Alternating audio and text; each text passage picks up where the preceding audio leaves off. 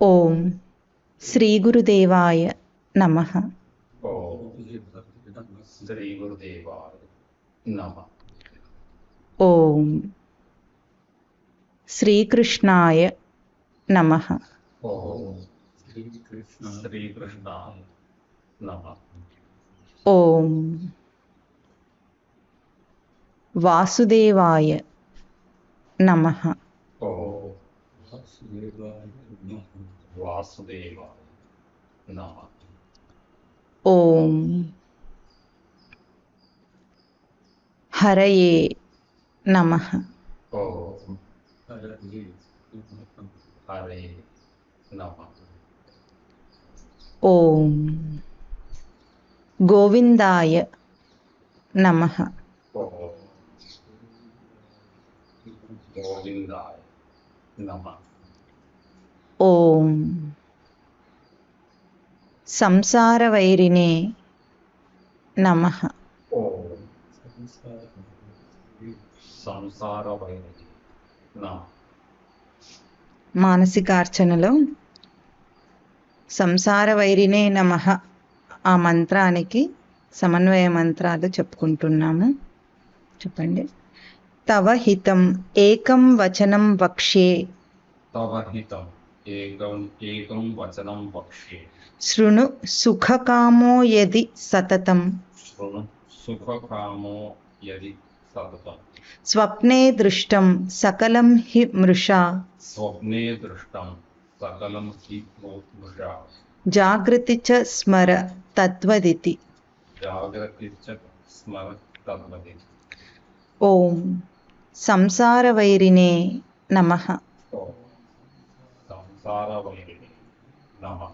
సంసార స్వప్నతుల్యో హి సంసార స్వప్నతుల్యో హి రాగద్వేషాది సంకులః రాగద్వేషాది సంకుల స్వకాలే సత్యవత్ భాతి స్వకాలే సత్యవద్ భాతి ప్రబోధే అసత్యవత్ భవేత్. ప్రబోధే అసత్యవద్ భవేత్. ఓం సంసార వైరినే నమః.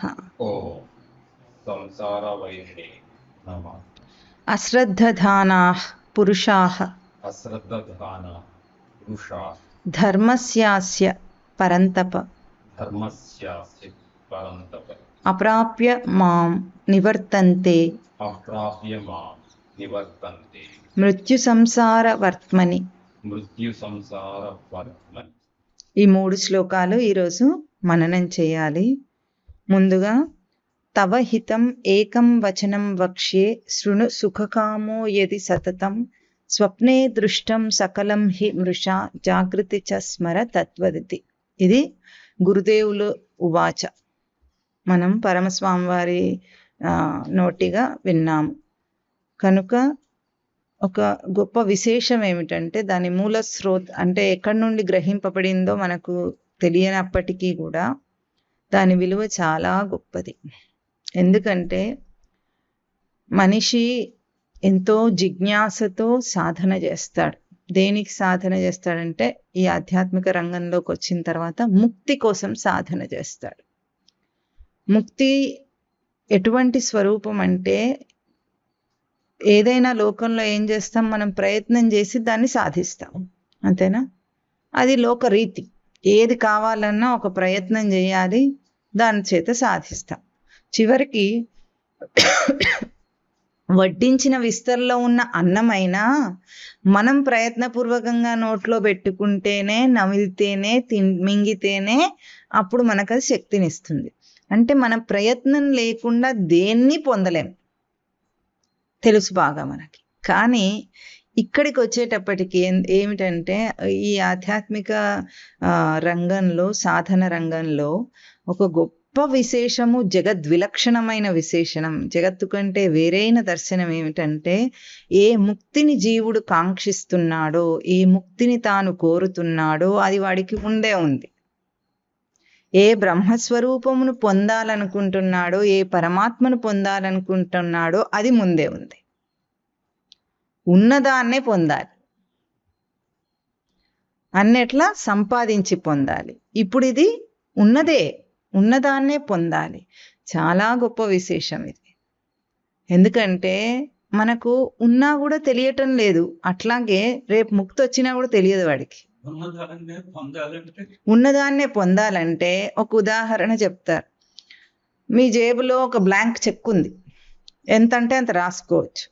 కానీ మీకు అది ఉందని తెలియకపోతే ఏం చేయాల్సి వస్తుంది? లోకమంతా పైసా కోసం మనం కష్టపడతాం. కానీ మన జేబులోనే ఇదివరకే బ్లాంక్ చెక్ ఉందని మనకు తెలిస్తే ఇంత కష్టమే అవసరం లేదు. అట్లాగే మనం ఏం చేస్తున్నాము? బంధం ఉంది, ఇప్పుడు ఈ బంధాలు పోవాలి, ముక్తి రావాలి అని ప్రయత్నం చేస్తున్నాం. శాస్త్రం ఏముంటోంది? నువ్వు ముక్త స్వరూపుడివి, నీకు ముక్తి అక్కర్లేదు, నువ్వు ముక్తుడివే, ఇదివరకే నీకు ముక్తి ఉంది అని చెప్తోంది. అది గ్రహింపుకు తీసుకోవటం అంటే తెలుసుకోవటమే చేయాలంతే. తెలుసుకోవాల్సిందే తప్ప చేయాల్సింది ఏమీ లేదు ఇక్కడ. ఆ తెలుసుకోవటానికి చేయాలి కృషి. ఇప్పుడు మాట చెప్పేస్తాం, అర్థమైందా అంటే అవ్వచ్చు కాకపోవచ్చు. ఏ స్థాయి తెలివి ఉన్నవాడికి ఆ స్థాయిలో అర్థమవుతూ ఉంటుంది. ఏ విషయమైనా అంతే కదా. బాగా చెప్పుకునేది ఏమిటి? తరగతి గదిలో 50 మంది పిల్లలు ఉన్నారు. ఒకే పాఠం ఒకే మాస్టారు ఒకేసారి చెప్తున్నాడు అందరికీ. కానీ అందరికి ఒకేలాగా అర్థమవుతోందా? కావటం లేదు. అంటే వాళ్ళ స్థితి ఎట్లా ఉంటే, వాళ్ళ తెలివి ఎట్లా ఉంటే, వాళ్ళ బుద్ధి ఎట్లా ఉంటే వాళ్ళకి అట్లా అర్థమవుతుంది. అంతే. ఇది కూడా అంతే. శాస్త్రం అన్నీ చెప్పింది, కానీ మనం ఎక్కడున్నాం ఇప్పుడు?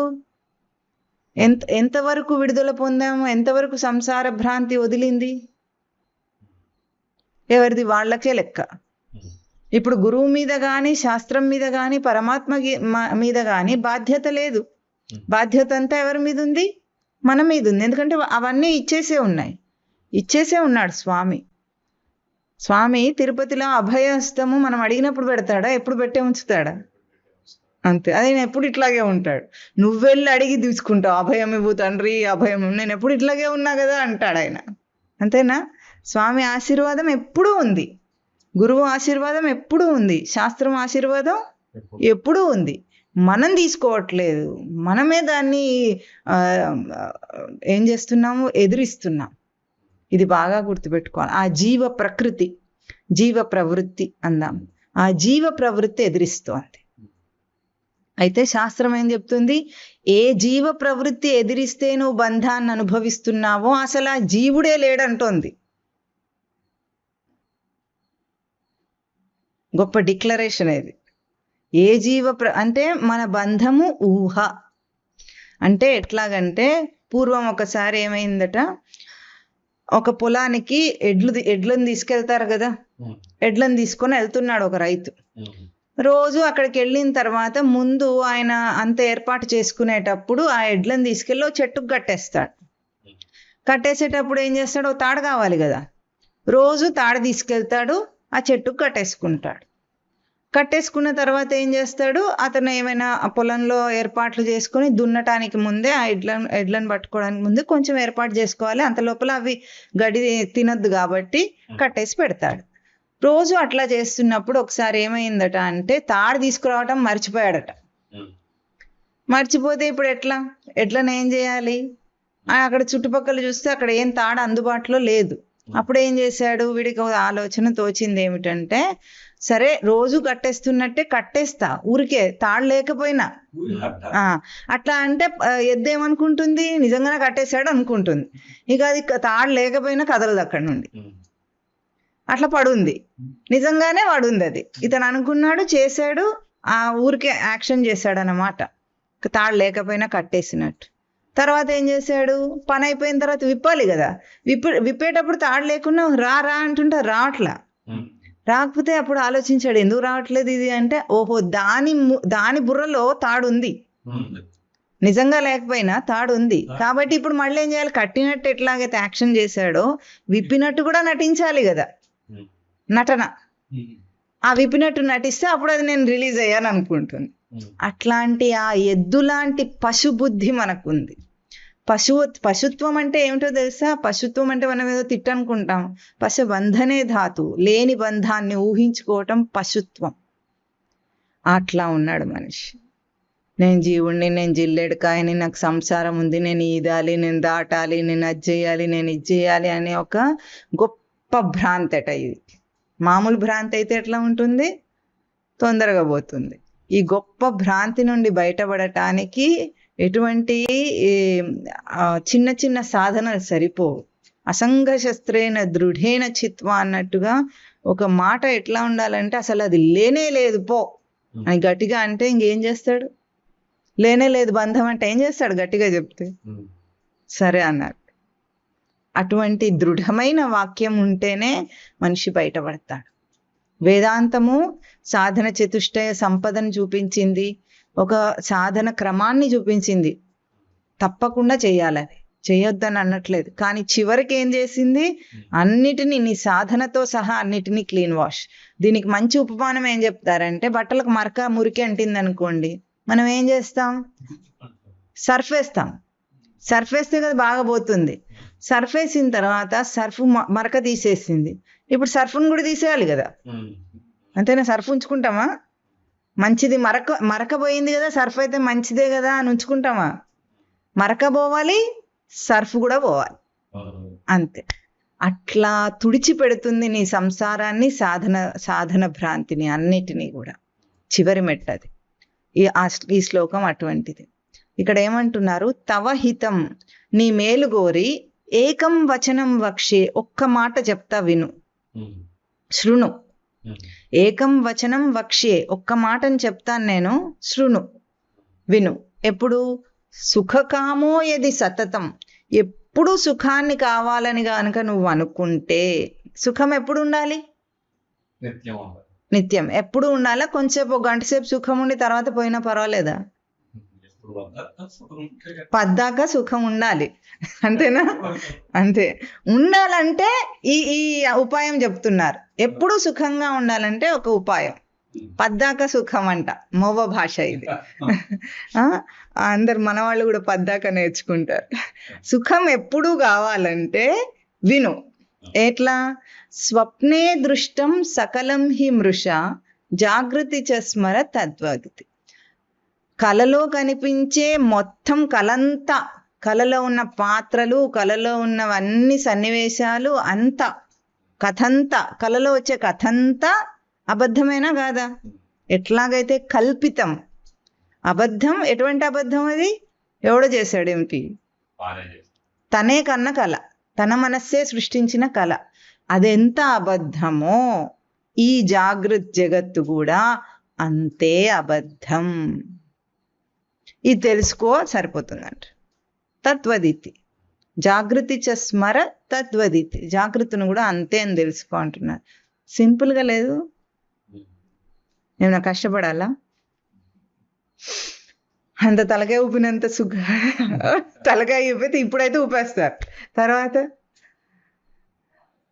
భార్య అట్లా, పిల్లలు ఇట్లా, విషయాలు ఇట్లా, సంపాదన అట్లా, అవట్లా, వ్యవహారం ఇట్లా, ఇంత గందరగోళం, అబ్బబ్బబ్బబ్బ వేగలేకపోతున్నాను, నా వల్ల కాదు అంటాడు. అని ఏమంటాడు? మళ్ళీ అది కాస్త వదిలిందంటే దేహం వస్తుంది. దేహం నిజంగా ఉన్నట్టే కనిపిస్తుందా లేదా? ఉందా లేదా?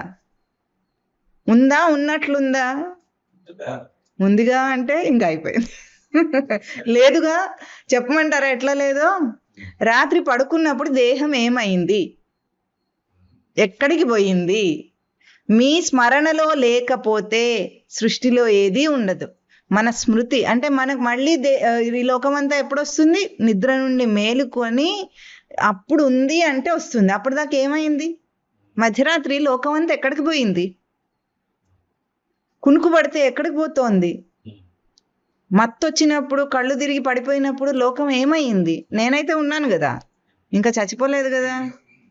నేను ఉన్నాను కాబట్టే దీన్ని శవం అనకుండా మనిషి పడుకున్నాడు అంటున్నారు.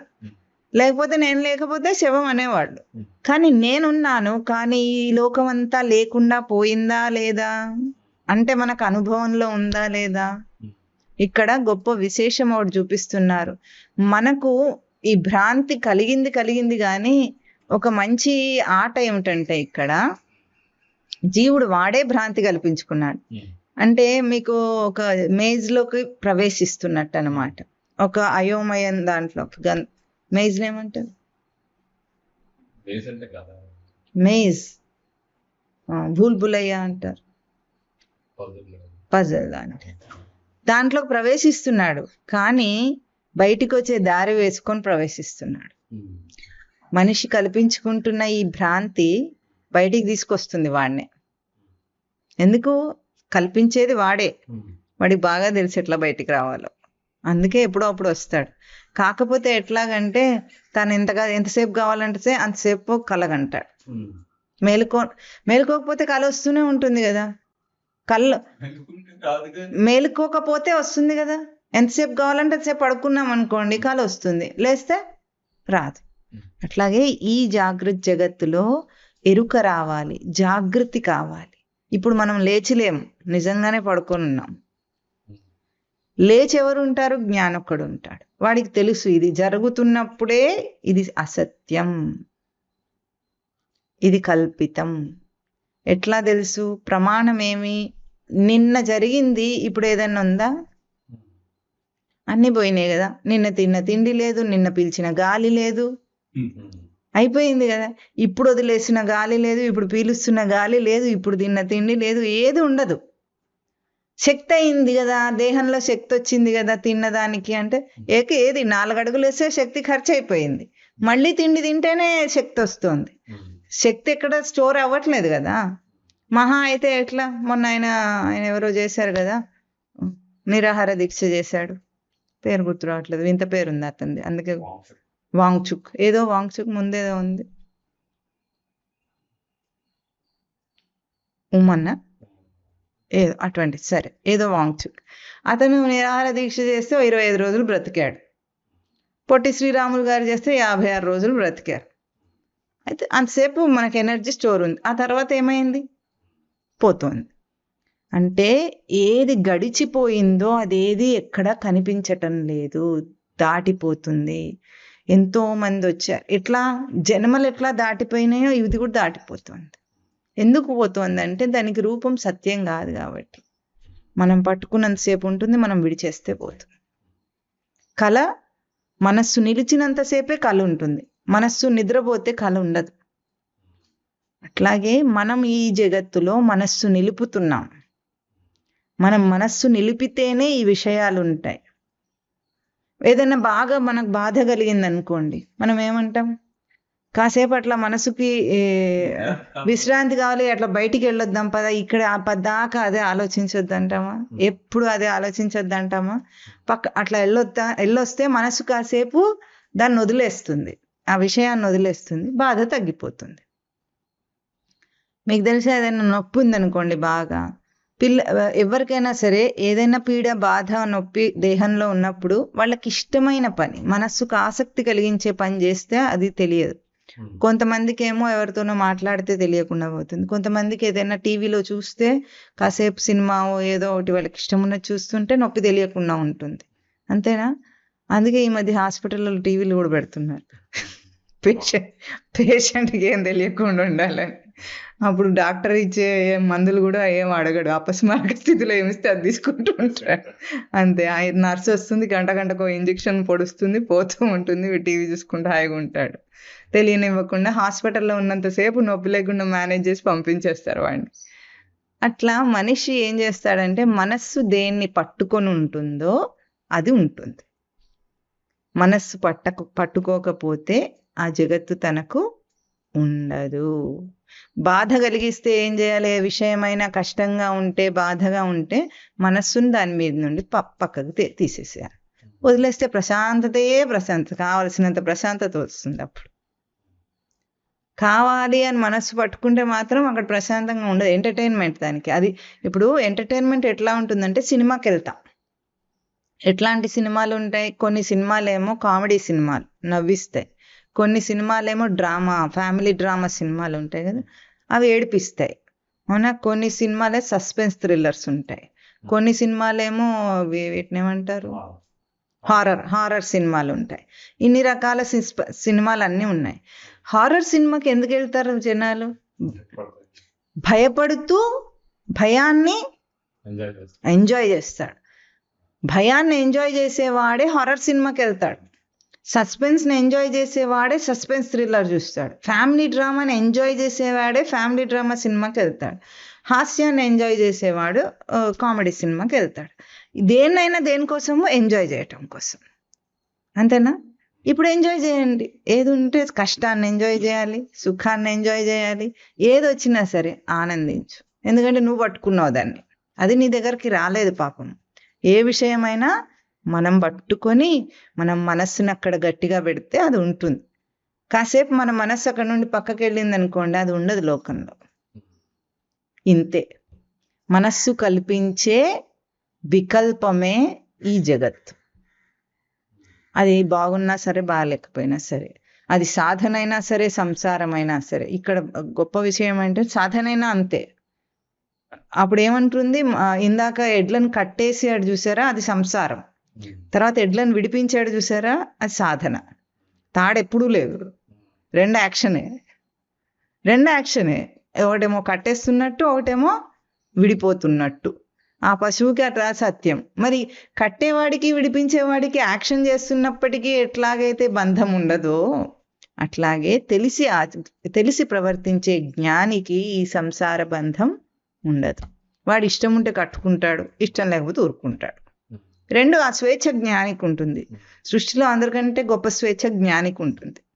అది కూడా అద్వైత తత్వాన్ని చెప్పే జ్ఞానులు ఉంటారు చూసారా, అన్నిటికంటే ఎక్కువ స్వేచ్ఛ. ఏదైనా చేసుకోవచ్చు వాడు కావాలంటే బోధ జీవితానికి వెళ్ళవచ్చు, లేకపోతే వదిలేయచ్చు.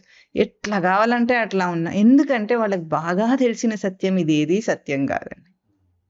ఇదేది సత్యం కాదు అని ఎంతో హాయిగా ఎరుకలో జీవిస్తారు. కావాలంటే నటిస్తారు, లేకపోతే విరమించుకుంటారు, విత్డ్రా, ఏదైనా సరే. అప్పుడు ఏమంటాడు, ఆ జ్ఞాని యొక్క స్థితి ఎట్లా ఉంటుందంటే, సృష్టి నాటకంలో ఎట్లా జరగాల్సి ఉంటే అట్లా జరుగుతుంది. సృష్టికి ఏది సమ్మతమైతే అది జరుగుతుంది. ఎందుకు ఇంత పెద్ద సృష్టి నాటకం ఆడేది ఎవరు? పరమాత్మే కాదు, ఆయన ఇష్టం. జగన్నాటక సూత్రధారి అంటాం మనం. సత్యం అది, జగన్నాటకమే ఇదంతా.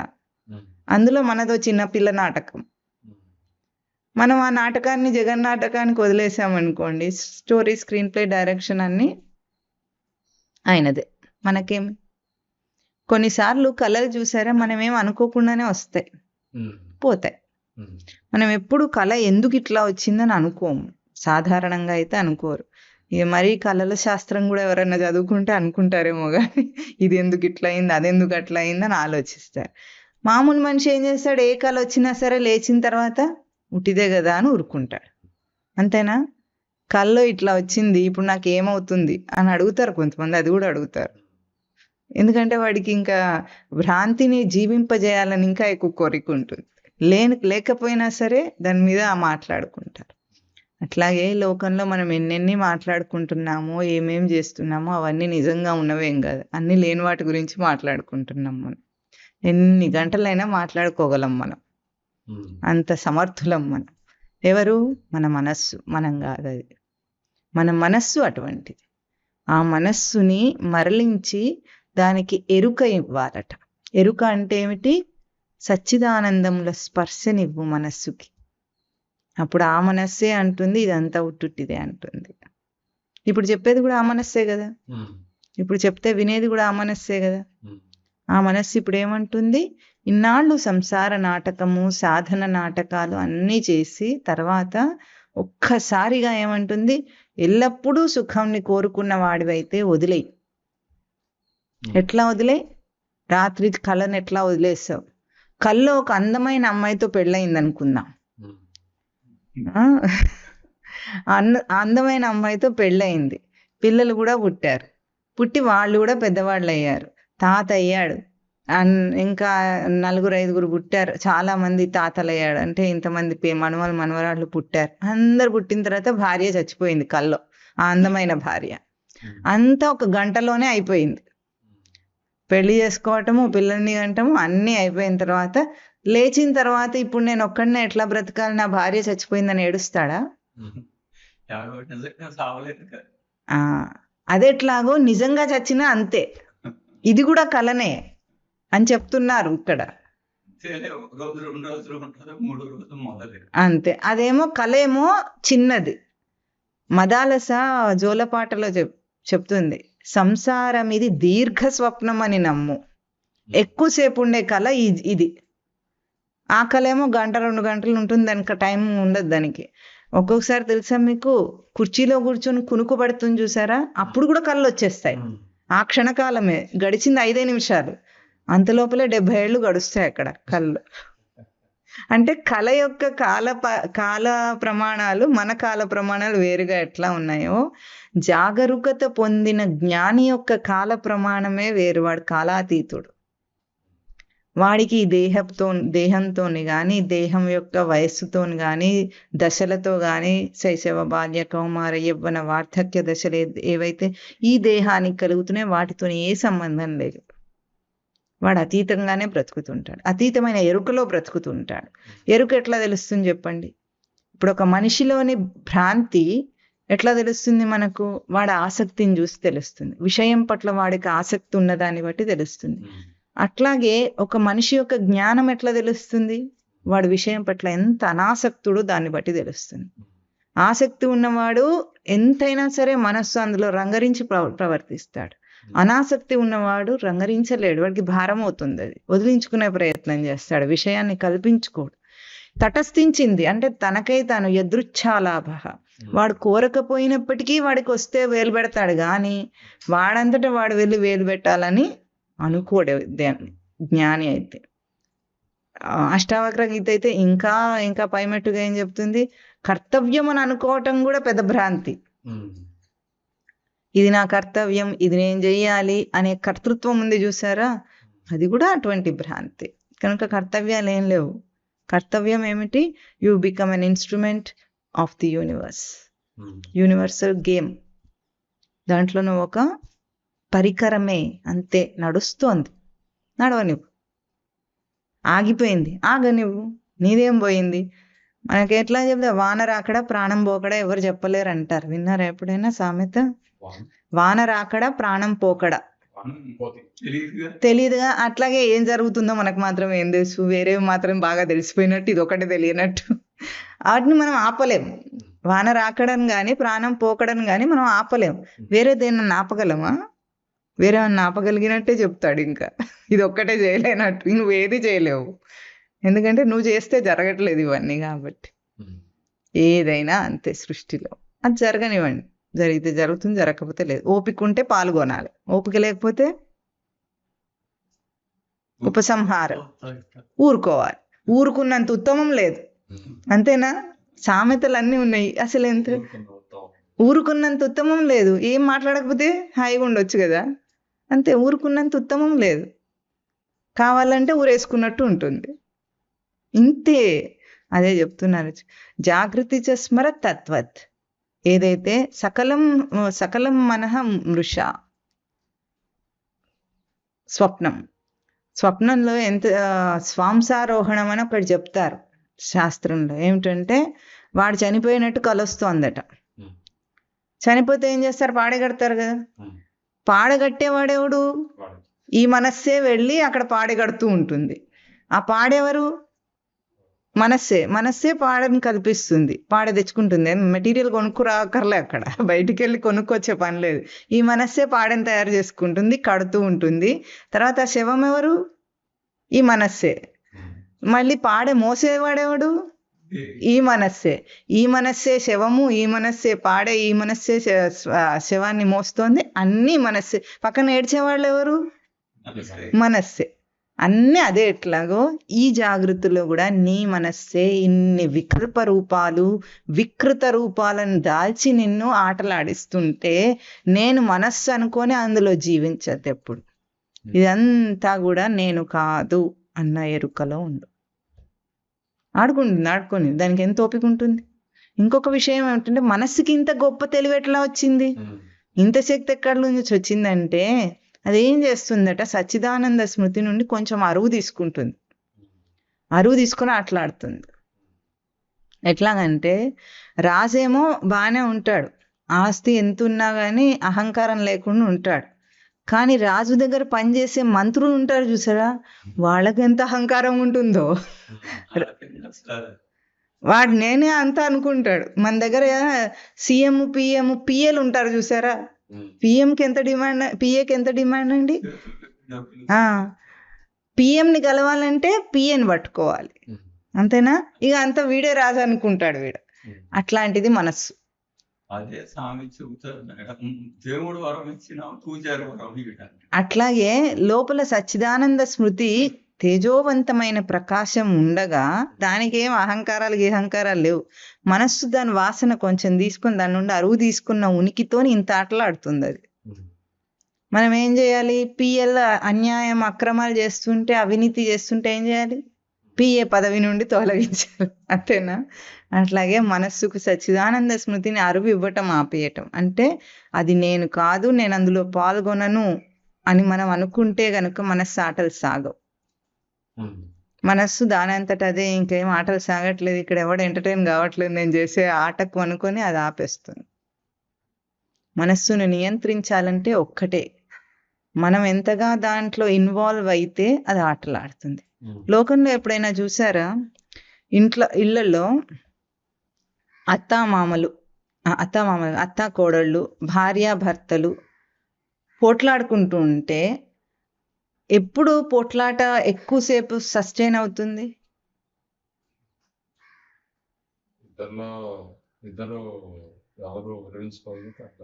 ఇద్దరు సమానంగా దాన్ని పట్టుకొని ఉంటే పోట్లాట అట్లాగే ఉంటుంది. ఒక్కరెవరైనా విరమించుకుంటే పోట్లాట కంటిన్యూ అవుతుందా? అంతే. ఈ రెండిట్లో ఎవరొక్కరు విరమించుకున్నా సరే పోట్లాట ఉండదు. స్పర్ధ రావాలంటే రెండు ఢీకొనాలి, రెండు ఢీకొంటేనే స్పర్ధ వస్తుంది. ఒకటి ఎవరైనా ఊరుకుంటే ఇట్లా కొడితే చప్పుడవుతుందా? కాదు, ఇది కూడా తగిలితేనే చప్పుడవుతుంది. అంటే ఈ చప్పుడులో రెండింటి పాత్ర ఉంది. అప్పుడు మనం ఏం చేయాలి? స్పర్ధ రావద్దంటే ఒకదాన్ని తీసేయాలి. ఇప్పుడు నేను జరిగిపోతే మనస్సు ఆటలు సాగవు, మనస్సు భ్రాంతి సాగదు, అది ఏమీ చేయలేదు. ఇది మనస్సును అతిక్రమించటం అంటే మనస్సు కంటే ఉన్నత స్థితిలో నేనుండి కేవల సాక్షిమాత్ర స్వరూపంగా అంటే ఉంటా, అంతే, నాకేం సంబంధం లేదు, పో నువ్వేం చేసుకున్నా సరే అని అన్నప్పుడు ప్రవృత్తి ప్రేరేపణ అనుకున్నా సరే మనఃకల్పిత భావాలు ఏవైతే పూర్వజన్మ సంస్కారాలు ఉన్నాయో, ప్రవృత్తులు ఉన్నాయో అన్నీ సమసిపోతాయి. సాధన చేత ఇది సాధ్యమవుతుంది. అంటే ఆ శక్తి రావాలన్నమాట, తనకు ఆ బలం పుంజుకోవాలి. అందుకు సాధన చేసి శుద్ధి చేసుకుంటే చిత్తశుద్ధి వచ్చిన వెంటనే ఈ బలం వస్తుంది సాధకుడికి. అప్పుడు వాడు దాన్ని సాధించినవాడు అంటే ముందే ఉన్న ముక్త స్వరూపాన్ని పొందిన వాడవుతాడు, ముందే ఉన్న బ్రహ్మస్వరూపాన్ని ఎరిగిన వాడవుతాడు. ఎరుక. అందుకే జ్ఞానం అన్న పదము చాలా గొప్పది. సత్ చిత్ ఆనందంలో చిత్ అంటే చైతన్యము, జ్ఞానము రెండు. ఆ జ్ఞానమే సమృద్ధినిస్తుంది. ఆ జ్ఞానం లేకపోతే భ్రాంతి కలుగుతుంది, దానికే నీడ ఏర్పడుతుంది, ఉన్నదానికే నీడ ఏర్పడుతుంది. ఇంత సులభమైన విషయము ఒకవేళ సాధన చేస్తున్నాం అనుకున్న వాళ్ళు చివరికి దాటకపోతే కర్మబంధంలో ఇరుక్కుంటారు, సాధన కర్మబంధంలో ఇరుక్కుంటాడు. అందుకే చివరి పైమట్టు మాటగా ఏముంటుందంటే అంతా తెలుసుకున్న తర్వాత ఇదంతా లేదసలు అని తెలుసుకోవటం. అప్పటిదాకా ఎందుకు ఉందని వ్యావహారిక సత్తాలో బోధ చెప్తుందంటే నువ్వు ఇంతవరకు ఉందన్నావు కదా, ఉందన్నావు కాబట్టి నిన్ను సముదాయిస్తుంది, దాటటానికి ఉపాయం చెప్తుంది, అంతేగాని అది నిజంగా ఉందని కాదు. ఎట్లా మనం ఎన్నిసార్లు చెప్పుకున్నాము, పాము ఉందన్న వాడికి సరే అనాలి ఫస్ట్, అంటే ముందు సరే అంటేనే వాడు సాటిస్ఫై అవుతాడు, లేకపోతే వాడు ఈగో సాటిస్ఫై అవ్వదు. మొదటి నుండి మనం లేనే లేదు పో, పాము లేనే లేదు పో అంటే భయపడుతూనే వాడు మనల్ని ఎదిరించి వాడు భయపడుతూనే ఉంటాడు, బయటికి వెళ్ళి భయపడతాడు, భయం మాత్రం పోదు. సరే ఉంది అని దగ్గరికి తీసుకెళ్ళి ముట్టుకొని చూపించి ఇప్పుడు చెప్పు ఉందా, వాడు ముట్టుకొని వాడు చూస్తే తప్ప అయ్యో ఇది తాడే కదా పాము అక్కడ లేదని తెలుసుకోడు వాడు. ఆ పని చేయకుండా వాడిని దూరంగానే ఉంచి వాడిని దగ్గరికి రానివ్వకుండా లేదే లేదు జగత్తు, లేనే లేదు జగత్తు అంటే వాడికి అర్థం కాదు. దగ్గరికి తీసుకోవటమే సాధన.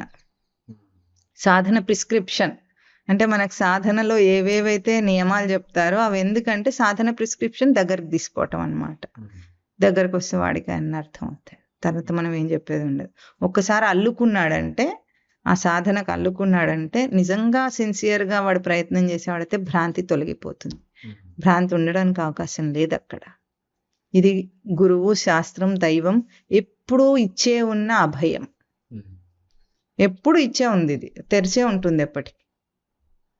అందుకోవటంలో మనం ఎంత, కొంతమంది ఎట్లా ఉంటారంటే తెలుసుకుంటే అయిపోతుందేమో కథ అన్నట్టు తెలుసుకోరు. ఎందుకంటే సంసారం ఉండదు కదా, ఇంకా ఎంటర్టైన్మెంట్ ఏముంటుంది, బోరింగ్ ఉంటుంది, అంత అయిపోయిన తర్వాత ఊరికే ఉండడం అంటే ఏం బాగుంటుంది. కానీ ఆత్మానందం తెలిసిన వాడికి ఊరికే ఉంటే చాలా బాగుంటుంది. ఊరికే ఉంటే వాడికి సంకల్పం రాకుండా ఉండే ఆనందం గుర్తించిన తర్వాత కర్మ నుండి వాడు విడిపడిపోతాడు, ప్రయత్నం లేకుండా. దోసకాయ ఎట్లయితే పండిపోతే తీగ నుండి తెగిపోతుంది, అట్లాగే మన ప్రయత్నం లేకుండానే విడిపడతాడు జీవుడు. ఇది చాలా గొప్ప విశేషం. అట్లా విడిపడిపోవటమే జీవన్ముక్త స్థితి అంటారు. మనం ఏం అనుకోము, అన్నీ అవే పోతాయి. అందరు దానికి సహకరిస్తారు, వదిలేయటానికి సహకరించి మరీ ఉండే స్థితి వచ్చిందంటే మనకు అది అవసరం లేదని అర్థం అన్నమాట. తర్వాత ఇంకేమంటున్నారు, అదే భావాన్ని మళ్ళీ తర్వాత శ్లోకంలో చెప్తున్నారు. సంసార స్వప్నతుల్యో హి రాగద్వేష, చెప్పండి, సంసార స్వప్నతుల్యో హి సంసార స్వప్నతుల్యో రాగద్వేషాది సంకులః స్వకాలే సత్యవద్భాతి ప్రబోధే అసత్యవద్భవేత్. ప్రభోలో భాకి ఒత్తుండదు, ప్రబోధే అసత్యవద్భవేత్. మళ్ళీ అదే భావాన్ని చెప్తున్నారు. ఇది ఆత్మబోధలో శంకరాచార్యులు వారు చెప్పిన మాట. సంసార స్వప్నతుల్య, సంసారం స్వప్నతుల్యం, తుల్యం అంటే సమానమైనది అని అర్థం. రాగద్వేషాది సంకుల, ఇక్కడ ఎంటర్టైనింగ్ చేసేవేమిటి, రాగము ద్వేషంతో కూడి ఉన్నది. అది స్వకాలే సత్యవద్భాతి, ఉన్నప్పుడేమో నిజంగా ఉన్నట్లే అనిపిస్తుంది. ప్రబోధే అసత్యవద్ భవేత్, కల వస్తున్న సమయంలో మనిషి ఉన్నట్లుగానే అనుభవిస్తాడు. తెలుసా మీకు ఆ సంగతి? చాలా సైంటిఫిక్ రీసెర్చ్లు కూడా దీని మీద చేశారు సైంటిస్టులు కూడా. ఏమిటంటే ఇప్పుడు మనము జాగ్రత్తలో ఏదైనా చూసి, ఒక పులిని చూసి భయపడ్డాం అనుకోండి, మన దేహంలో ఎటువంటి మార్పులు వస్తాయో, అంటే కొన్ని హార్మోన్స్ రిలీజ్ అవుతాయి మనకు దేహంలో. భయపడ్డప్పుడు మన ఎదురుగా ఒక పులి వచ్చింది, మనం ఎట్లా భయపడితే కొన్ని హార్మోన్స్ రిలీజ్ అవుతాయి కదా, ఆ హార్మోన్స్ ఎట్లా రిలీజ్ అయ్యి చెమట పడుతుందో మనకు భయం వల్ల మేల్కొనున్నప్పుడు, నిద్రలో కూడా మనం భయపడితే అట్లాగే దేహంలో పరివర్తన జరుగుతుందట. ఇది అరుస్తారు, చెమట పడుతుంది, భయపడి ఏదైనా చేస్తాడు. అంటే మేలుకోనున్నప్పుడు ఎట్లా అనుభవం మనకు వచ్చిందో, నిజమైన పులిని చూస్తే, అంటే జాగ్రత్తలో పులిని చూస్తే, స్వప్నంలో పులిని చూసినప్పటికీ అది ఊహ మాత్రమే అయినప్పటికీ కూడా అది నిజం అనుకుని గట్టిగా అందులో జీవిస్తున్నప్పుడు అదే దేహం మీద ప్రభావం పడుతుంది. అందుకే కలలో కూడా చేయకూడని పని చేసినట్లుగా కల రాకూడదు. ఉదాహరణకి ఎట్లా చెప్తారంటే, వ్యభిచారము నిజంగా చేస్తే ఎంత పాపమో కలలో చేసినా అంతే పాపం. ఎందుకంటే ఇక్కడ చేసేది ఇదే మనస్సు, అక్కడ చేసేది అదే మనస్సు. కాబట్టి చెడ్డ పని ఏదైనా, హత్య చేయటం, వ్యభిచారం చేయటం, అబద్ధాలు ఆడటం, మోసాలు చేయటం, ఇవి మనం ఎట్లాగైతే జాగ్రత్త స్థితిలో చేయకూడదు అని అనుకుంటామో అవి కలలో కూడా రాకూడదు. ఎందుకంటే కలలో వస్తే ఆ వాసన ఉన్నట్టే మనసుకి, అది కలలో తీర్చుకుంటుంది. ఎవరినైనా చంపాలన్నంత పగుంది, వాడిని నిజంగా చంపలేడు, అప్పుడు కల్లో వాడిని చంపేసుకుంటాడు. అంటే ఆ వాసన ఉంది మనస్సుకి, అది కలలో తీర్చుకుంది. ఇప్పుడు కల వస్తున్న సమయంలో స్వకాలే, అంటే కల వస్తున్న కలగంటున్న సమయంలో సత్యవత్ భాతి. అది ఎట్లా తెలుస్తుంది? నిజమే అనుకుంటామా లేదా? అనుకుంటారా? ఒక అన్నట్లే ఉంటుందా లేదా అనుభవం? అట్లాగే ప్రబోధే అసత్యవత్, ఇందులో ఈ శ్లోకంలో చాలా లేచిన తర్వాత అది అసత్యం వలె ఉంటుందట, పడుకుని ఉన్నప్పుడు అది సత్యం వలె ఉంటుందట. సత్యంగా ఉంటుందని అనలే, సత్యం వలె అన్నారు. వలె అనేది ఈ శ్లోకానికి కీలకమైన పదం. వత్ రెండు చోట్ల, సత్యవత్ భాతి, అసత్యవత్ భవేత్. అంటే సత్యంగా ఉన్నప్పుడు కూడా సత్యం కాదు, సత్యం వలెనే తోచింది నీకు. తర్వాత ప్రబోధే అసత్యవత్ భవేత్, అయిపోయిన తర్వాత కూడా అప్పుడు కూడా అది అసత్యం వలెనే తోచింది కానీ అసత్యం అయిపోలే, రెండు వలెనే. అంటే అది ఎప్పుడూ లేదని అర్థం. ఈ రెండు వలె అన్నవి అది ఎప్పుడూ లేదని చెప్తుంది. కానీ ఒక విచిత్రం ఏమిటంటే వీడికి చిన్నప్పటి నుండి కూడా కళ వస్తుంటే కళని తెలుస్తుంది. కళలో ఎప్పుడు కళని నిజం అనుకోలే. ఎప్పుడు వీడికి ఆ విషయం అందరికి అట్లాగే ఉంటుందని వీడు అనుకున్నాడు. ఒక్కసారి మోరగుళ్ళలో ప్రవచనం చెప్పడానికి వెళ్ళినప్పుడు వీడికి అప్పుడు అర్థమైంది అందరికి అట్లా ఉండదు, అందరు కళలో కళనే అనుకుంటారు దాన్ని. అంతవరకు వీడికి తెలియదు అందరు కళని కళగా అనుకోరేమో, కళనే అనుకుంటారు, అందులో కళనే కదా అనుకునేవాడు. వీడి అనుభవం వీడిది, అందరికి ఏమవుతుందో వీడికి ఎట్లా తెలుస్తుంది, తెలియదు కదా. కళ వచ్చే సమయంలో కూడా కళనే అని తెలియటం చాలా గొప్ప విశేషం. తర్వాత ఎప్పుడో శాస్త్రాలు చదివినప్పుడు తెలిసింది తప్ప ఇప్పటివరకు తెలియలేదు వీడికి. అంతవరకు అనుభవం అది అట్లా కామన్ అనుకున్నాడు. అట్లాగే ఇప్పుడు ఏమంటున్నారు, జాగ్రత్త స్థితిలో కూడా కళని తెలుసుకో. ఎందుకు కళని తెలుసుకోగలమంటే కళలో కూడా కళని, మెలకువలో కూడా ఇది కళని తెలుసుకోవాలంటే తన యందు జాగరూకత ఉండాలి కొద్దిగా. తన ఉనికి యందు జాగరూకత ఉంటే అది నేను అని, అంటే మనస్సుతో మమేకం అవ్వడన్నమాట. మనస్సు వేరు, తను వేరు. మనస్సు కూడా ఇప్పుడు ముక్కు వేరు, నేను వేరు. ముక్కుకు వాసన చూసే శక్తి ఉంది, నేను ముక్క కాదు కదా. నా కన్ను అంటాం, నా కన్ను అంటే కన్ను వేరు నేను వేరు అని కదా అర్థం. ఇదేమిటి, నా కళ్ళ జోడు అన్నాను అంటే నేను వేరు, నా కళ్ళ జోడు వేరు. నేను వాడుకునేది వేరు, నా కళ్ళ జోడు వేరు. ఇది నా చొక్కా అన్నాడు అనుకోండి, నేను వేరు, నా చొక్కా వేరు, అంతేనా. ఇది నా జుట్టు అన్నాడు అనుకోండి, నేను వేరు, నా జుట్టు వేరు. ఇది నా కన్ను అంటున్నాం, నేను కన్ను అనట్లా, మనం ఏమంటున్నాం, నా కన్ను అంటున్నాం. అంటే నేను వేరు, నా కన్ను వేరు, అంతేనా. నేను వాడుకునే వస్తువు వస్తుంది అంటే మనకు తెలుసు ఆ విషయం, వ్యాకరణంలో కూడా తప్పు లేదు. నేను వేరు, నా దేహం వేరు. మీ ఒంట్లో ఎట్లా ఉంది అంటాం, మీరు ఎట్లా ఉన్నారంటే మీ ఒంట్లో ఎట్లా ఉందనే కదా అర్థం. అందులో మీ ఒళ్ళది, మీరు వేరు, ఒళ్ళు వేరు, అంతేనా. ఈ దేహం అంతా వేరు, నేను వేరు.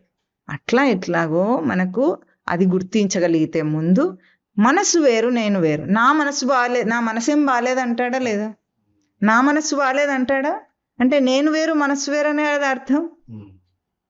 ఇప్పుడు నా మనస్సు అన్నది మనం మాట మాత్రం కాకుండా నిజంగా గుర్తిస్తే ఏం చేస్తామంటే, ఒంటికి జ్వరం వస్తే ఏం చేసాం, మందేసాం, అవునా. ఒంటికి ఏమైనా ఏం కష్టం వచ్చినా దానికి మందేసి డాక్టర్ దగ్గర తీసుకెళ్ళి చూపించి బాగు చేసుకుంటాం కదా. అట్లాగే మనస్సు కూడా నేను కాదు అన్న గుర్తింపు వస్తే, మనస్సులో కలిగే సంకల్పంతో పాటు తాను కూడా కొట్టుకుపోకుండా విడిగా ఉండగలిగితే మనస్సుని కూడా నియంత్రణలోకి తీసుకొని బాగు చేసుకుంటాడు. నా మనస్సు మాట వినదు అన్నవాడు దేనికి పనికిరాడు. కట్టేయాలి, నువ్వే కదా దానికి యజమానివి. అది నీ మాట వినాలా, నువ్వు దాని మాట వినాలా. ఆఫ్టర్ ఆల్ పిల్లల్ని కన్నందుకే నా మాట నువ్వు విను అంటామా లేదా. నేను కన్నాను కాబట్టి నువ్వు నా మాట విను అంటాం. మరి నా మనస్సును కూడా నేను అదే మాట అనాలి కదా. యజమాని ఎవరిక్కడ, నేను యజమానిగా ఉంటే మనస్సు ఆడే ఆటలు సాగకుండా దాని భ్రాంతి నుంచి తప్పించుకుంటాడు. వలె సత్యవత్ భాతి నా సత్యమితి, అసత్యవత్ భాతి నా అసత్యమితి. అది సత్యం కాదు, అసత్యం కాదు, అది లేదు అసలు. దానికంతా క్యాడర్ ఇవ్వకర్లే, ఇది సత్యము ఇది అసత్యం అని కూడా అంటానికి లేదు, రెండు లేదు, అది వలెనే ఉన్నట్లుగా అనిపిస్తుంది, లేదది. ఈ అట్లు అన్న పదము చాలా గొప్ప విశేషం, చిన్న అది ప్రిఫిక్స్ కాదు. వలె అన్నది ప్రిఫిక్స్ కాదు అక్కడ, అది చాలా అర్థాన్ని చూపిస్తుంది అక్కడ. అట్లా మనిషి చూడగలిగితే సంసారంలో కలిగే ప్రతి భ్రాంతి నుండి వద్దు అని విరమించుకుంటాడు. ఆ స్వేచ్ఛనివ్వడు. మనస్సుకు స్వేచ్ఛనిచ్చిన వాడు, ఎవరు మనస్సు స్వేచ్ఛను తీసుకొని వాడు వశం తప్పుతుందో వాడు లోకంలో ఎంత రాణిస్తాడంటే అంత రాణిస్తాడు. అన్ని విషయాలు తెలుస్తాయి వాడికి, లోకంలో ఉన్నవన్నీ అన్ని తెలుసుకుంటాడు, అన్నిట్లో వేలు పెడతాడు, అన్నిట్లో సాధిస్తాడు, అన్ని రంగాల్లో నాకు ప్రవేశం ఉందంటాడు, అన్నీ చేసి వస్తాడు. ఎందుకంటే వీడికి మనసుకు స్వేచ్ఛనిచ్చి వదిలేశాడు కాబట్టి. జ్ఞానికి కూడా అవన్నీ తెలుస్తాయి. ఎట్లా తెలుస్తాయి? అవన్నీ విషయ పరిజ్ఞానంగా తెలియవు, తన పరిజ్ఞానంగా తెలుస్తాయి. అంటే తన తెలివి స్వరూపంగా తెలుస్తాయి. విషయ పరిజ్ఞానంగా తెలుసుకున్నవాడు అహంకరిస్తాడు. ఇదంతా నా తెలివి యొక్క స్వరూపమే అని తెలుసుకున్నవాడు అహంకరించాడు, తెలుసుకొని ఉదాసీనంగా ఉంటాడు. తెలుసుకున్నందుకు ఇప్పుడు అయ్యో నాకు ఇది తెలిసిపోయింది, నాకు విషయాసక్తి ఉందని బాధపడాడు. తెలివి ఇప్పుడు సెన్స్ ఉందనుకోండి, ముట్టుకుంటే తెలియడం స్పర్శ లక్షణం, తెలిసింది అంతే. అట్లాగే తెలివికి తెలుసుకోవటం తెలివి లక్షణం, తెలియటం తెలివి లక్షణం. తెలుసుకుంటే దోషం కాదు, విషయ పరిజ్ఞానపు అహంకారం ఉంటే దోషం. విషయ పరిజ్ఞానంగా కాకుండా నా తెలివి స్వరూపంగా తెలుసుకుంటే మంచిది. ఇప్పుడు ఎవడైనా పిల్లవాడు అక్కడికి వెళ్తున్నాడు, వాడికి కింద పడతాడు, అటు నడిస్తే వద్దని చెప్పాలి. నేను ఉదాసీనంగా ఉంటానని అట్లాగే చూస్తుంటాడా? అది చెప్పకపోతే అప్పుడు ఏమవుతుంది? అది జడత్వం అవుతుంది. పక్కకు జరగని చెప్పినంత మాత్రాన నాకు విషయాసక్తి ఉన్నట్ట. అట్లాగే బోధ చేసేది ఎందుకు? తప్పుదారిలో వెళుతున్న వాడికి బోధ చేస్తున్నాం, అంతేగాని బోధ చేస్తే నాకు విషయాసక్తి ఉంది అదంతా నిజమని నేను అనుకుంటున్నానన్నా అర్థం. అట్లా ఆ ఎరుకతో బ్రతకాలంతే. చెప్పినంత మాత్రాన దోషం కాదు, అందులో చూసినంత మాత్రాన దోషం కాదు. అది సత్యం అనుకుంటే దోషం. అంతా వచ్చేది ఎక్కడ ప్రాబ్లం అంతా, సమస్య అంతా సత్యము నిత్యం అనుకోవద్దు. అది సత్యం కాదు, నిత్యం కాదు. అది లేను లేదు, ఎప్పుడు ఉండదు. ఒకవేళ ఉన్నట్టు అనిపించినా ఎప్పుడు ఉండదు. అట్లు కదా వత్ అన్నారు కదా. ఒకవేళ సత్యవత్ భాతి అయినప్పటికీ అది నిత్యం కాదు. ఆ భ్రాంతి ఒక్క క్షణంలో పోతుంది.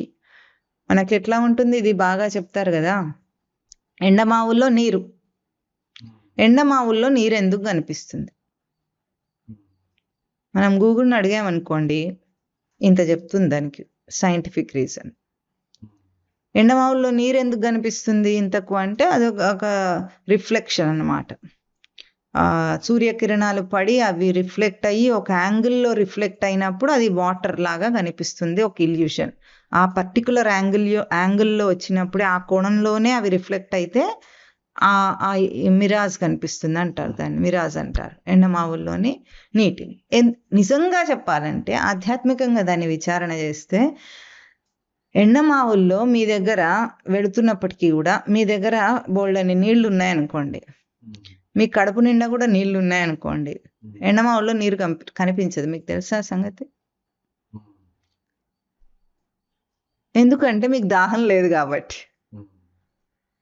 దాహం లేని వాడికి ఎండమావుల్లో నీరు కనిపించదు. ఆశ లేని వాడికి ముత్యపు చిప్పలో వెండి కనిపించదు. భయం లేని వాడికి త్రాడు యందు పాము కనిపించదు. ఈ మూడు కనిపించటానికి సైంటిఫిక్ రీజన్స్ వేరే ఏమైనా కానీ వెనుక ఉన్నది నీ కోరిక. నీకు దాహం ఉంది, నీరు కనిపిస్తుంది, నీరు ఊహించుకుంటుంది మనస్సు.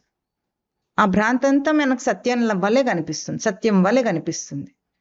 మీకు ఆశ ఉంది వెండి కావాలని, అప్పుడు ముత్యపు చిప్ప మీద వెండి భ్రాంతి కలగటానికి ఉన్న సైంటిఫిక్ రీజన్స్ అన్నింటినీ నిజం చేస్తుంది మీ మనస్సు, నిజం వల్లే కనిపిస్తుంది. అప్పుడు మీకు భయం లోపల ఉంది, ప్రాణ భయం లోపల ఉంది, అప్పుడు ఎక్కడ ఏ పామును చూసినా ఏ తాడును చూసినా పాము వల్లే కనిపిస్తుంది.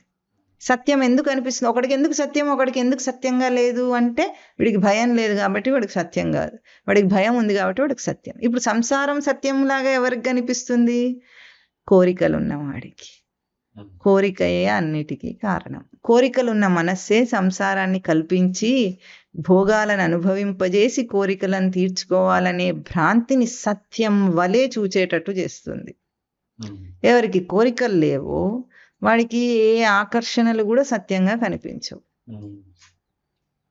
ఇది చాలా రుచిగా ఉంది అని ఎవరన్నా చెప్పినా దాని రుచి అందు కోరిక లేని వాడికి తిని చూస్తాడు, వాడికి టేస్ట్ తెలుస్తుంది, రుచి అర్థం అవుతుంది, కానీ ఇది చాలా బాగుంది అన్నట్టు ఇందులో ఏం బాగుంది అని ఆలోచిస్తాడు వాడు.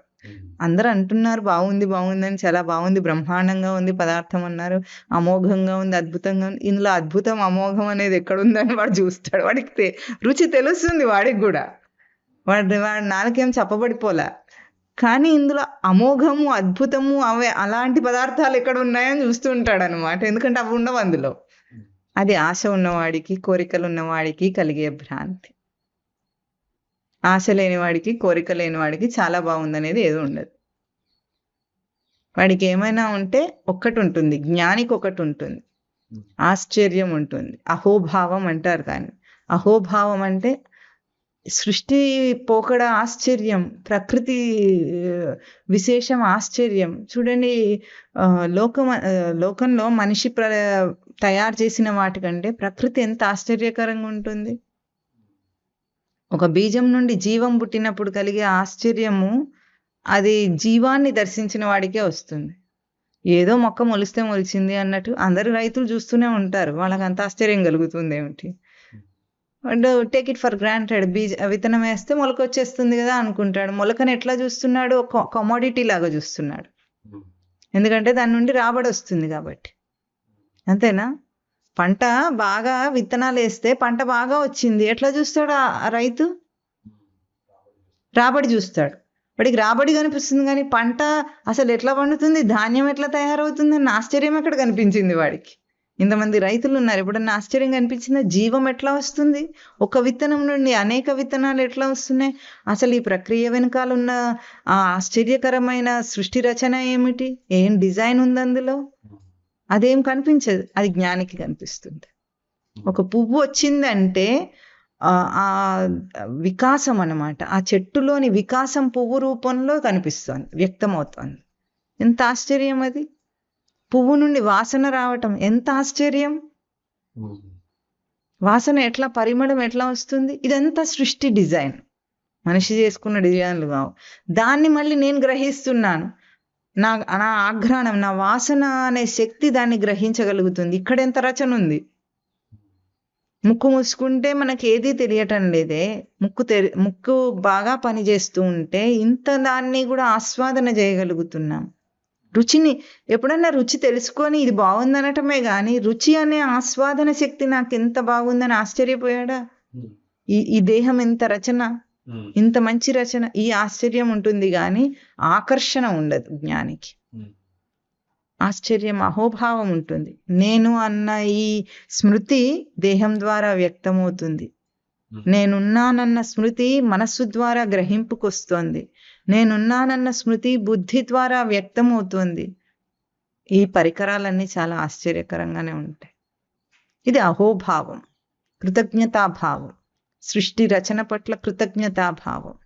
ఇంత గొప్ప రచనలో భాగమైనందుకు అదొక కృతజ్ఞత.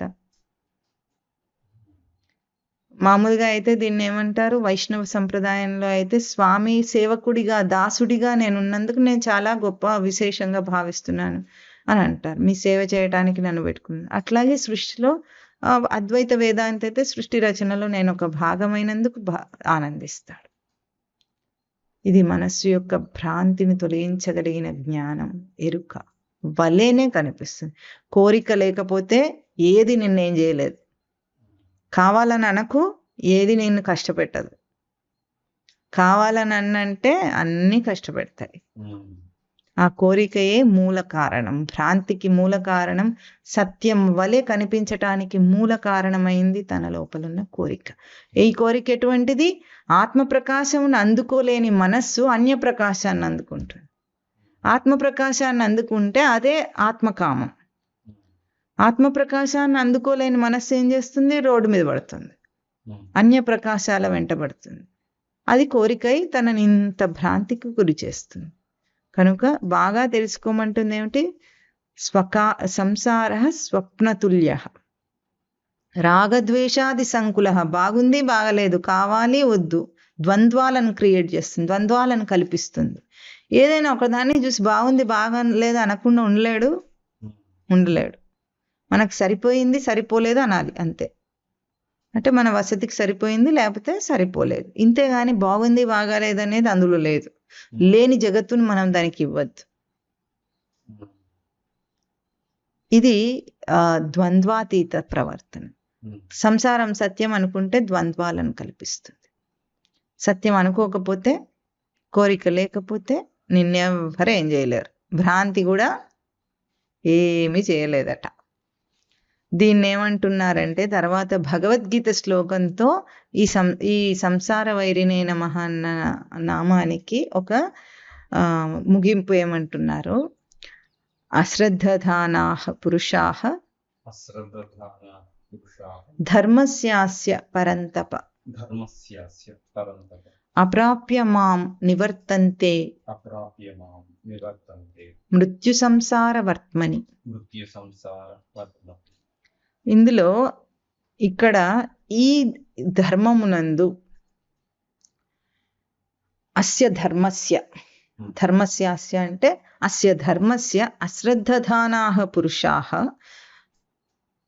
మాం అప్రాప్య మృత్యు సంసార వర్త్మని నివర్తంతే. ఎవరైతే ఇంత స్పష్టంగా బోధ చెప్తుంటే, ఈ భగవద్గీత కానీ ఈ వేదాంత తత్వం కానీ ఇంత బాగా బోధ చేస్తూ ఉంటే దాని యందు ఎందుకు తెలియట్లేదు అందరికీ అంటే అశ్రద్ధట. అశ్రద్ధ అంటే నిర్లక్ష్యం. లక్ష్య పెట్టట్లేదు మనుషులు ఎవరు. లక్ష్య పెడితే ఎట్లా ఉంటుంది? లోకంలో మనకు బాగా తెలుసు ఏదైనా ఎట్లా సాధిస్తాం. ఎట్లా?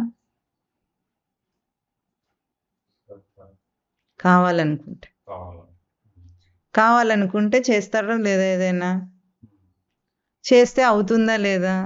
అంతే. మరి ఎందుకండి ఇదేమో మాకు అసలు అర్థం కావట్లేదండి. విన్నా కూడా అర్థం కావట్లేదు, చదివినా కూడా అర్థం కావట్లేదు, ఆచరిద్దామంటే ముందుకెళ్ళట్లేదు. ఎందుకండి? అశ్రద్ధ వల్ల. శ్రద్ధ ఉంటే అన్నీ వస్తాయి, అశ్రద్ధ ఉంటే ఏది రాదు. అంతే. చేద్దామని అనుకుంటాడు కానీ చెయ్యడు ఎప్పటికీ. ఇక్కడ బాలబ్రహ్మ పిల్లలకి ఒక పద్యం నేర్పించాం. శ్లోకం, అది పద్యం కాదు. ఉద్యమేన హి సిద్ధ్యంతి కార్యాణి న మనోరథైః నహి సుప్తస్య సింహస్య ప్రవిశంతి ముఖే మృగాః. కార్యాణి కహ సిద్ధ్యంతి, ఎక్కడ ఎట్లా సిద్ధిస్తాయి కార్యాలు?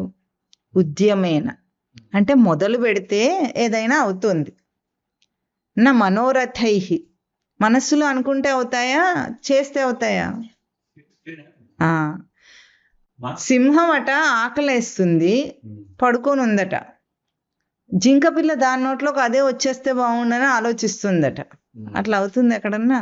నహి సుప్తస్య సింహస్య ప్రవిశంతి ముఖే మృగాః. అదే వచ్చి నోట్లోకి ఎప్పుడైనా వెళ్తుందా? లేవాలి, దాని దగ్గరికి వెళ్ళి పట్టుకొని తినాలి. కావాలంటే చేయాలా? అంతే.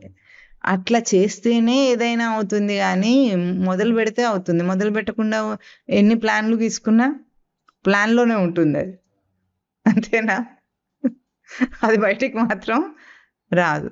ఇప్పుడు దీనికి ప్లాన్ వేస్తున్నారు. ప్లాన్ ఊహించుకొని ప్లాన్ వేసి కట్టాలి, డబ్బు చూసుకొని చెయ్యాలంటేనే అయ్యింది. ఏ వద్దులే ఎప్పుడు చేద్దాం అంటే అవ్వదు కదా. అంతే. చేయాల్సిన వాడు ఎవరు ఉంటాడో వాడు చేసుకుంటుంటాడు. అయితే ఏదైనా ఇక్కడ ఏమంటున్నారు? అశ్రద్ధధానాః పురుషాః అస్య ధర్మస్య అశ్రద్ధధానాః పురుషాః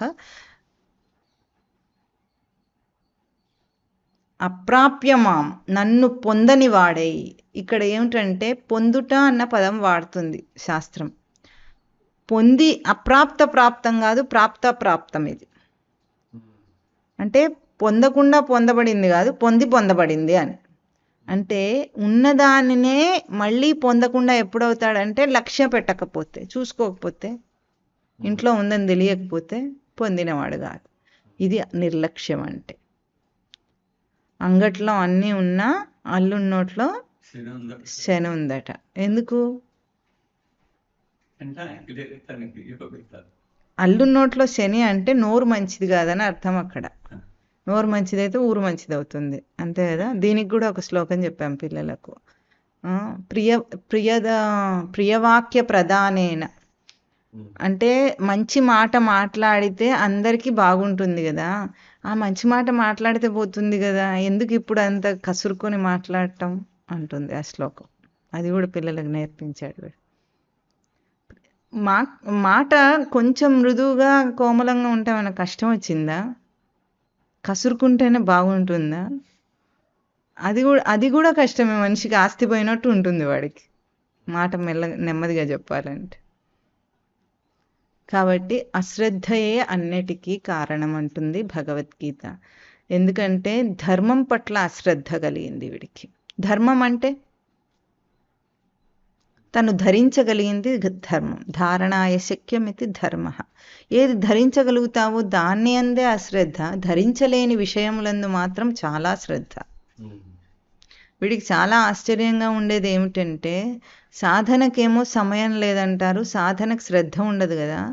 అసలు సంసారానికి ఎంత సమయం వస్తుందో ప్రజలకు ఎక్కడి నుండి వస్తుందో తెలియదు, అంత శ్రద్ధ ఎక్కడి నుండి వస్తుందో తెలియదు.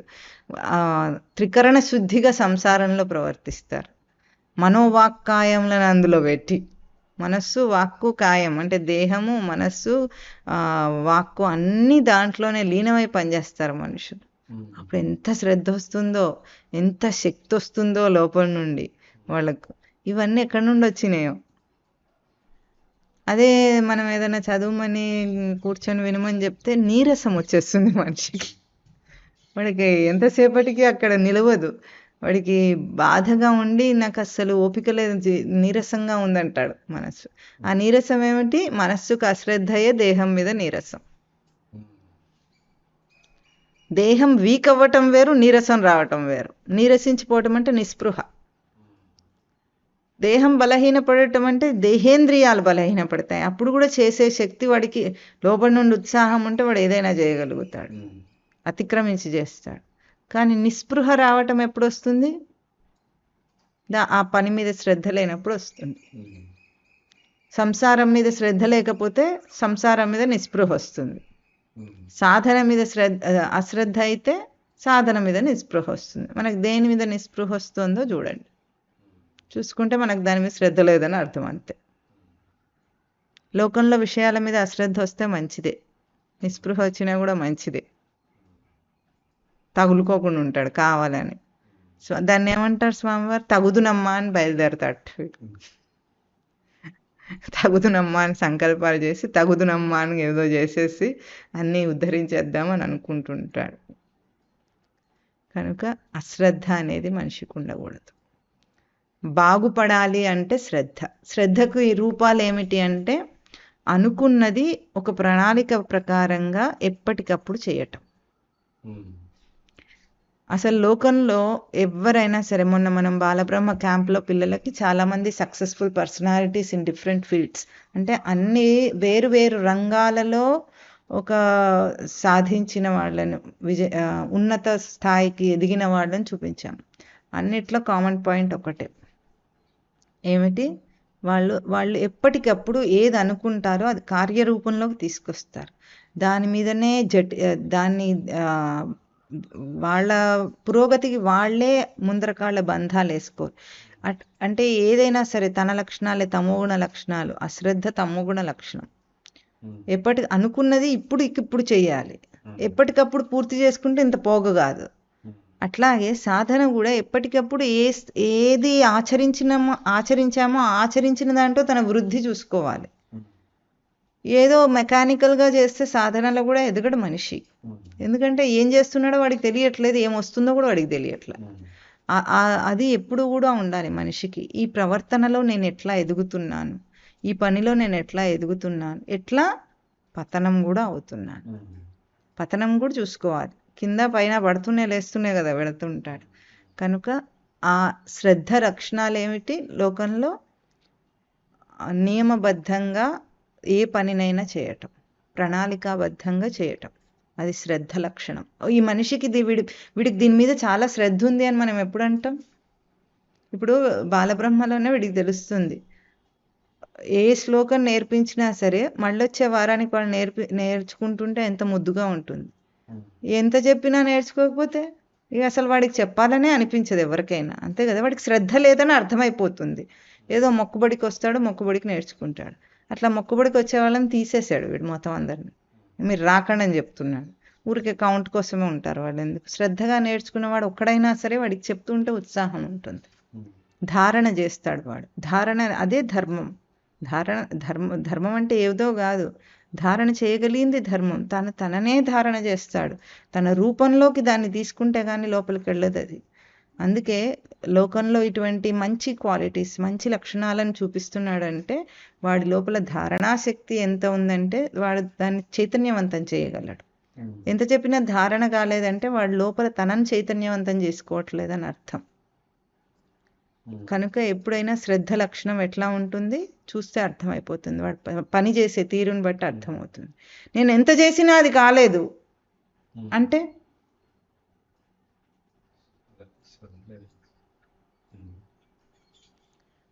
లోకంలో సృష్టికి సూత్రం ఏమిటంటే ఇది ఇక్కడ ఉంది, ఇక్కడ నుండి అక్కడ పెట్టాలి. నేను ఇట్లా అంటే అది పోతుందా? నేను చేశాను ప్రయత్నం అంటే తీసి ఇక్కడ పెట్టేదాకా, నువ్వు అంత చేసేదాకా అది పోదు. సృష్టి సూత్రం అది. నువ్వు ఎంత జరిపితే అంత జరుగుతుంది. ఏ పనైనా నువ్వు ఎంత చేస్తే అంత అవుతుంది. అది జరగలేదంటే మన అశ్రద్ధ గ్యారంటీగా ఉందని అర్థం దాని వెనక. ఆ అశ్రద్ధయే ముందుకెళ్ళనివ్వదు. పురోగతిలో అడ్డంకి ఏమిటి మనిషి ఎదగటానికి అంటే అశ్రద్ధ. విషయాత్మకమైన అంతే, ఆధ్యాత్మికమైన అంతే. వాడు ఏం చేస్తాడు? అప్రాప్య మాం నివర్తంతే మృత్యు సంసార వర్త్మని. మృత్యు సంసారంలో పడతాడట వాడు. ఎందుకంటే మృత్యు సంసారం అంటే ఏమిటి? చక్రం. చేసిందే మళ్ళీ మళ్ళీ చేయాల్సి వస్తుంది. ఎందుకంటే నువ్వు సరిగ్గా చేయలేదు కాబట్టి. ఎన్నిసార్లు నాకు ఈ డ్యూటీ? నువ్వు సరిగ్గా చేసేదాకా. ఎంతసేపు ఎన్నిసార్లు హోంవర్క్ ఇస్తుంది టీచర్? అదే నువ్వు నేర్చుకునేదాకా. ఎన్నిసార్లు పరీక్ష పెడతారు? నువ్వు పాస్ అయ్యేదాకా. సంసారం నాకు ఎందుకు ఇంతుంది? అవే పనులు ఎన్నిసార్లు ఎందుకు ఇన్నిసార్లు చేయాల్సి వస్తుంది నాకంటే నువ్వు సరిగ్గా చేసేదాకా అంతే నీ డ్యూటీ. మాం అప్రాప్య, నేనును పొందడు వాడు. అంటే నేనును చైతన్యవంతం చేసుకుంటే అది ధారణ చేయగలుగుతావు. ధర్మం అంటే ధారణ చేయగలిగిందంటే తన స్వరూప ధారణ ఉంటే బయట ధారణ ఉంటుంది. చేతికి పట్టుంటే లోపల చేతిలో ఏదైనా పట్టుబడుతుంది. స్వరూపానికి ధారణ లేదు కాబట్టి ఏ విషయాన్ని ధారణ చేయడు, శ్రద్ధగా చేయడు. స్వరూప ధారణ ఉంటే అన్ని విషయాలు సరిగ్గా అవుతాయి. జరగట్లేదు, ప్రయత్న లోపమా, సృష్టి నిరాకరణ అంతే. అందుకే ఇంత వాసిష్ఠ రామాయణం జగత్తు లేదని చాలా స్పష్టంగా చెప్పి చివరికి ఏమంటుంది? పురుష ప్రయత్నమే అన్నిటికీ కారణం. అప్పుడు పొందంది ఏమిటి? విషయాన్ని పొందలేదు కాదు, నిన్ను నువ్వే పొందవు. మాం అప్రాప్య, నన్ను నేను అనే స్మృతిని పొందడు వాడు. విషయం చెడింది కాదు, అక్కడ నేను పోగొట్టుకున్నాడు. కనుక ఏ విషయం నందు శ్రద్ధ ఉండద్దు. అందుకే దానికి ఒక డిసిప్లిన్ ఏం చూపిస్తారంటే, ఈరోజు రాత్రి పడుకునే లోపల ఈరోజు అనుకున్నవన్నీ చేసావా, ఎన్ని పెండింగ్ ఉన్నాయి, దాన్ని ఎన్ని రోజులు పోస్ట్ పోన్ చేసావు. ప్రొక్రాస్టినేషన్ ఇస్ అంటే దాన్ని ఏం చెప్పాలంటే అన్నిటికన్నా పాపం ఏమిటి అంటే దాన్ని ఠలాయించటం. ఎందుకంటే దాన్ని ఠలాయిస్తున్నాడో తనని ఠలాయించుకుంటున్నాడో? తననే. కాబట్టి మనిషి ఇంత వేదాంతాన్ని అందుకోవాలంటే సాధన క్రమ పద్ధతిలో జరిగి తీరాలి. ఆ సాధన క్రమ పద్ధతిలో పూర్తయిన వాడే సంసార స్వప్నతుల్యో హి రాగద్వేషాది సంకుల స్వకాలే సత్యవద్భాతి ప్రబోధే అసత్యవద్భవేత్ అని అనగలడు. ఊరికే మాటలు కావవి. కనుక ఆ సాధన శ్రద్ధ లేదని ఇక్కడ తిడుతున్నాడు స్వామి. అవి చెప్పిన తర్వాత శ్రద్ధ ఎందుకు? ఇంకా లేదు కదా అంటే, ఆ లేదని నీకు అర్థం కావద్దు, నువ్వు ఆ లేని దాంట్లో జీవించద్దు. దానికి సాధన క్రమం కావాలి. ఇక్కడ చెప్పిన జ్ఞానం యందు అశ్రద్ధ, తనయందు అశ్రద్ధ, ఇది మనిషిని మృత్యు సంసార సాగరంలో పడేస్తుందని స్వామి చెప్తున్నారు. చెప్పండి ఒక్కసారి 3 శ్లోకాలు చెప్తాను.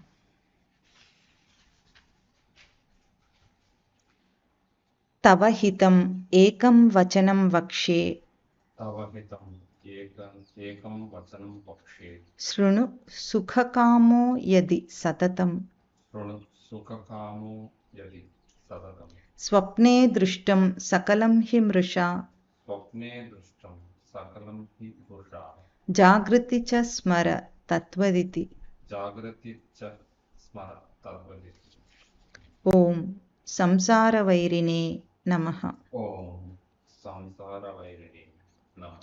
संसारस्वप्नतुल्यो हि संसारस्वप्नतुल्यो हि रागद्वेषादिसङ्कुलः रागद्वेषादिसङ्कुलः स्वकाले सत्यवद्भाति स्वकाले सत्यवद्भाति प्रबोधे असत्यवद्भवेत् प्रबोधे असत्यवत् भवेत् अश्रद्धधानाः पुरुषाः अश्रद्धधाना पुरुषाः धर्मस्यास्य परन्तप धर्मस्य परन्तप अप्राप्य मां निवर्तन्ते अप्राप्य मां निवर्तन्ते मृत्युसंसारवर्त्मनि मृत्युसंसारवर्त्मनि ॐ संसारवैरिणे नमः। ॐ संसारवैरिणे नमः। ॐ श्रीगुरुदेवाय नमः। ॐ श्रीगुरुदेवाय नमः। ॐ तत्सत्। ॐ तत्सत्।